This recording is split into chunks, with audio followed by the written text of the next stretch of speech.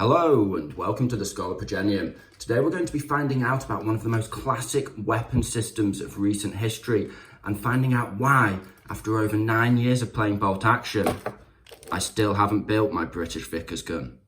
Let's find out more.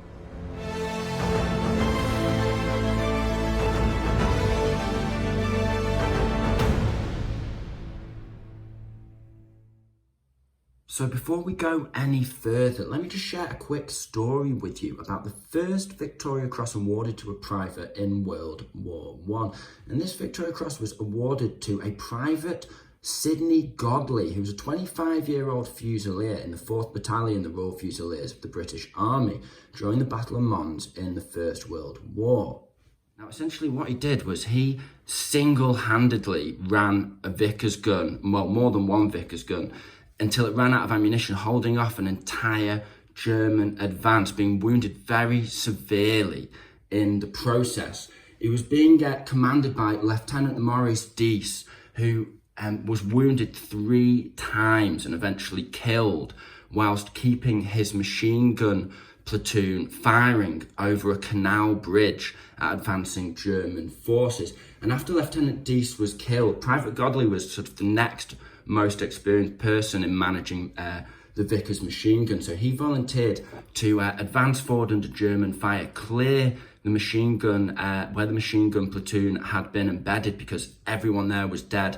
They were so tightly packed in, you couldn't actually fit in amongst the bodies and the debris to actually get these machine guns operating. So he managed to clear the wounded and dead out from the machine gun position and then continue to fire the machine guns after they were continuously damaged, the water jackets shot to pieces.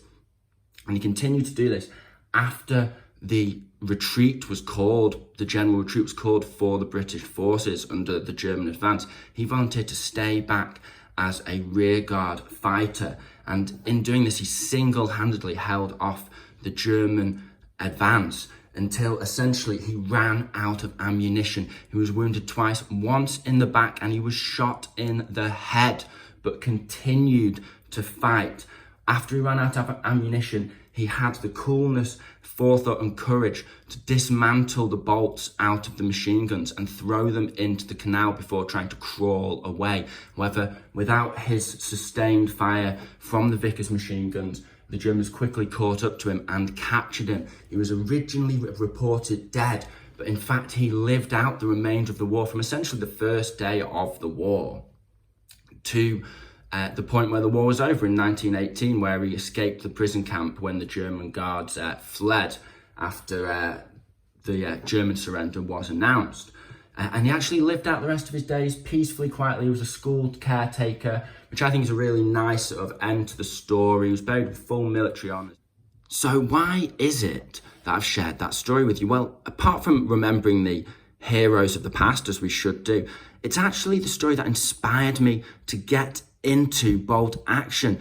And after discovering it, I just had to get myself some of that MMG action as a wargamer at the time. So I took my first intrepid steps into bolt action. And if you can believe it, at first I started playing 15mm scale bolt action. This is back in the day, 2014, 2015. And so this is the first, I've dug this out from a dusty box on a back shelf of the studio. This is the first ever bolt action model that I painted, my Paras Vickers MMG in 15mm, if you can believe that. What a cool little dude. You can see I had no respect for basing at the time. I barely have respect for basing these days. I always rush it.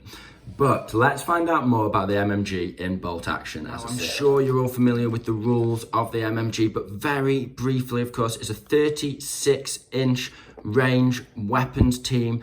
It fires 5 shots. It's got an 18-inch half range, and that is it. It's got a crew of 3, and it costs you 35 points for inexperienced, 50 points on the nose for regular, and of course 65 points for a veteran. And we're going to have a look now into sort of why the MMG has such a terrible reputation in bolt action, and how you can get some use out of it, because it's a really cool weapon system, and you can certainly get some use out of it with a little bit of mindfulness and attention to detail. So let's dive right in. So why is the MMG considered such a trash tier option in our games of bolt action? Well, I think the first obvious thing to discuss is the fact that it's available in so many other units in a better format, one might argue, and often for cheaper, maybe 15 points to upgrade a tank, something like that. So no one's saying that pumping out 5 shots is a bad thing, but it's just that having it in a 3-man weapons team isn't necessarily the best format. For just a case in point, if I grab this motorcycle with sidecar here, now that's got the exact same weapon system, it's an MMG, but it can fire on the move because it's not a weapons team, it's not a fixed weapons team. It's got the exact same amount of shots, it can move 12 inches or even reposition 24 inches on a run, and it's arguably more survivable. Although it's a vehicle, so it suffers in being able to gain cover, because it's so small, it still easily is able to get hold of cover, and yeah, it's arguably more survivable because even though it's soft skinned, you need a 6 to damage it, whereas these guys, if they're regular or inexperienced, which would be actually the closest points bracket to this thing, 35 points versus 40 points, they're dying on 3-up, so they're just going to get blown away really readily, whereas the MG can actually duck dive, dip dodge and dive its way to surviving through a whole game if it's strapped to a bike. And of course you've got things like the Stuart and a whole host of Dakar tanks that can just pour out the MG fire in a much more effective package. So it's kind of like, why would you? However, that in itself, I don't think is enough to justify the terrible reputation that the MMG has. And I think it might actually be linked to why I myself, as a first edition player, despite being inspired to get into bolt action, still has my Vickers unpainted in a bag. And it's because of how terrible they truly were in first edition bolt action. You see, back in first edition bolt action, you may not be aware of this, but the MMG only got 4 shots and the Hitler's Buzzsaw got 5 shots, and it was truly laughable. It had a terrible reputation, and I think this left a black marker stain on the weapon system that has carried over into second edition. See, when you get into bolt action, obviously there's a lot less resources online than there is if you're a 40k player that you'd be used to, or AOS, something like that. There's a lot less discussion about the weapons units, and so the advice out there is a lot more concentrated. And I think, you know, the OG players from first edition, when, you know, have passed down this disreputable reputation for the MMG because, you know, they were so bad, and they are, you know, definitely improved. Warlord quite rightly recognised that and increased the shots by 1 without increasing the points for the MMG, and it is, you know, certainly usable now. It's nowhere near as bad as people give it credit for. So what we're going to do is we're going to have a little look into how we can get the MMG to operate so we can have a bit of fun with it in our lists of bolt action. Now, I'm not going to sit here and tell you that there's a secret cunning way to make MMG teams top tier competitive units in bolt action, but we want to have some fun. They're cool, and we don't want to lose out for taking a fun choice. We still want to be able to have a good chance of winning our games. So I'm going to look at this from the perspective of the 3 sort of experience levels of an MG. Now, 35 points, how can we make the inexperienced MMG worth taking in our list? Well, first things first, let's get a bit of a perspective on this. You're not going to be using that weapon slot in the force organization chart for anything else. You're not having to pick between a light tank and a heavy tank, a howitzer and an anti-tank gun, a Panzerschreck team, or an anti-tank rifle. It's just a weapon slot that you're not going to use. So for 35 points, it's dice in the bag, okay? Now, also, if he's inexperienced, then he's going to die in the face of a light breeze, and he's also going to be hitting on a -1. So he's really not putting out enough shots to get enough hits to be able to push through and get some kills on most units. However, with that 36-inch range, he's certainly got a high enough volume of fire in any faction, 5 or 6 dice, to probably reliably put out a pin every time he activates. And what you've got to remember is it's not all about chasing those kills.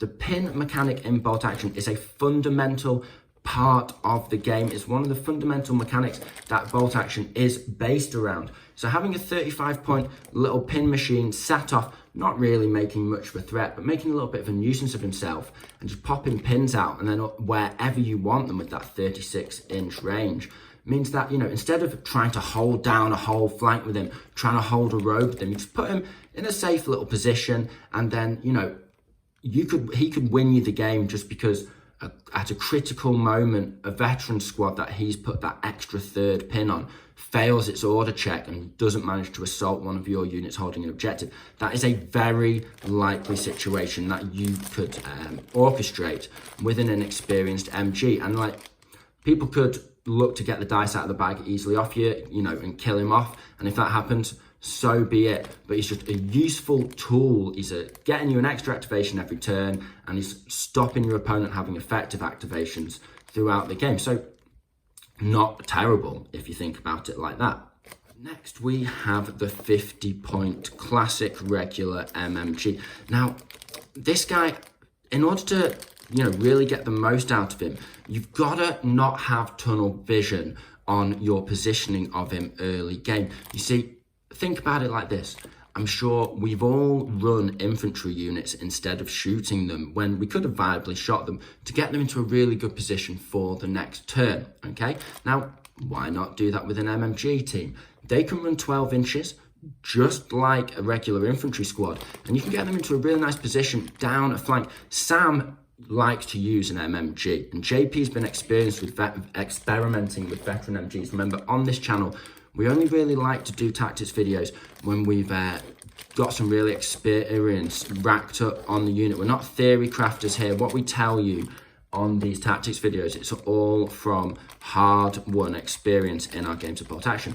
So I can tell you right now, Sam picks off 1- and 2-man teams with a regular MMG on the reg. What he'll do is he'll get those pins out in the first couple of turns, then turn 3 or 4, he will dash to a flanking position where he can sort of shoot down behind cover. So my units that are not in cover but are kind of behind cover, behind a wall, behind a line of obscuring trees, something like that. If Sam can dash 12 inches up to the midpoint on the board, let's say set him up 12 inches on originally, then he can shoot behind stuff, put pins on me really effectively, threaten and put pressure on units. 36 inches, half the board length as well, when you think about it like that.